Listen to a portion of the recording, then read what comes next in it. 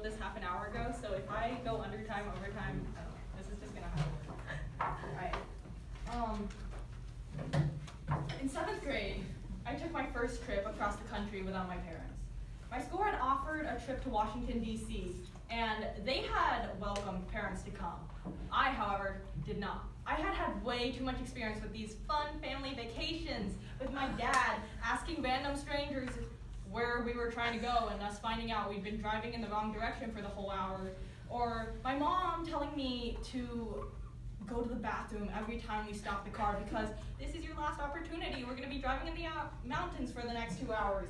And my brother just being the most annoying little piece of... Anyways, 7th grade, I was mature, I was independent, and I said I was going to go on this trip alone with my friends, without my family, and it was going to be great. In DC, we did a lot of mature things. So we went to the Holocaust Museum, and we went to Arlington Cemetery, and we listened to President Obama's speech. But the one most profound moment on that trip for me was buying a pretzel. It was this unsalted, unbuttered, plain pretzel. So our group had been walking around the whole day, and a lot of people had wanted to get some ice cream from this nearby shop. But me and one of my friends didn't want to get the ice cream, so we saw this pretzel shop nearby, and we decided to sneak away from the group and buy a pretzel. No adult supervision. It was the most rebellious thing I'd ever done. And the pretzel, it was dry, it was horrible, I threw half of it away. But buying that pretzel was the first time in my 11 years of life that I'd ever really felt like an adult. I felt like mom. And that was the greatest feeling in my life. So since coming back from Washington, D.C., I've been on a lot of trips alone. I've gone to a lot of summer camps where I just live alone. And just this summer, actually, I had a 3-day summer thing. It was really short, but I stayed at ASU, so I didn't talk to my parents. And before I left, my mom told me, call me when you get there. Call me when you go to sleep at night. I want to talk to you.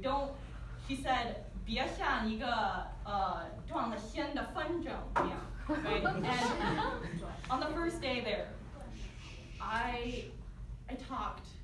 It was this leadership thing, and there were only a select few people, so it was people that could relate to you a lot, and I got into some really deep conversations with some of them, and I didn't call my mom. I came back from that summer camp, and my mom was mad. She said, it got heated. We had an argument about how I was ungrateful, and she'd raised me, but now that I was independent and, 翅膀长硬了, just flying away, and I didn't care about her. And she started crying, and I slammed the door. I stayed in my room, and I started crying. Not because I was misunderstood or that she was wrong, but because she was right.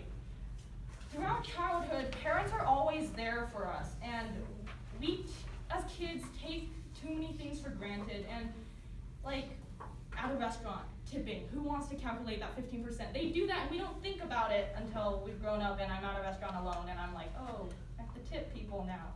Or paying for our class fees behind our backs and being for us just whenever, washing our clothes, cooking.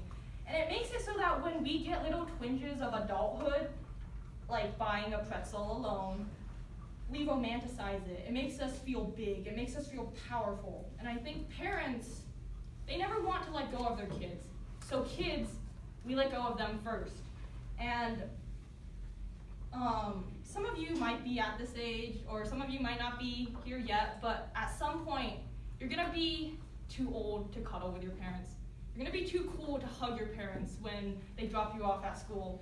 And we start to prioritize friends over family, because friends are people we find for ourselves, and they're our tribe. And in English class, just yesterday, we read the story from Michael Caban, and I got to the end of the story, and I low-key cried in English class, because this hit a little bit too close to home. So I'm gonna read a little excerpt. He was talking about his family. He was writing an essay about his youngest son, and he said, "You are born into a family, and those are your people, and they know you, and they love you, and if you are lucky, they even, on occasion, manage to understand you. And that ought to be enough, but it is never enough." And family is not family we have, and they love you regardless, but friends you choose, and they're your tribe's people. They're your tribe. They're the people that you can relate to, you can understand, and your family doesn't always do that, but maybe that's what makes family so powerful, because the fact that they don't understand you, they don't like what you like all the time, and they're still there for you. So after Hobie, Hobie was the camp I went to, that little 3-day thing, but I went to a summer camp at Yale afterwards. It was 2 weeks, and it's a lot farther than ASU, and there I met my tribes people. Like, those were people I got really into, and we are great friends.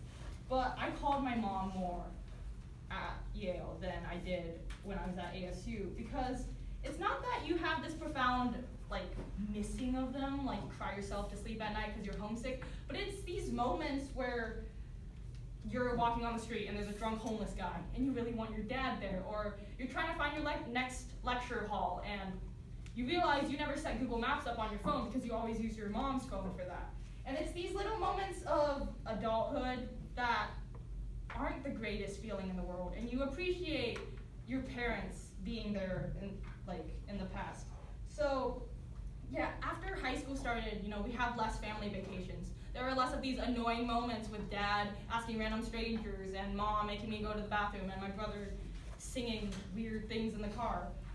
And it's not necessarily that I miss these annoying moments, but I do reminisce upon them because they don't happen anymore. And I'm saying, as children, we're gonna grow up. My brother is going to college next year. I'm gonna go to college the year after that. And it's not that that's a bad thing, that this is all gonna change and we're gonna lose this family thing. If we call our parents as much as we want to, that's up to us, but we definitely aren't gonna talk to our parents as much as we do now.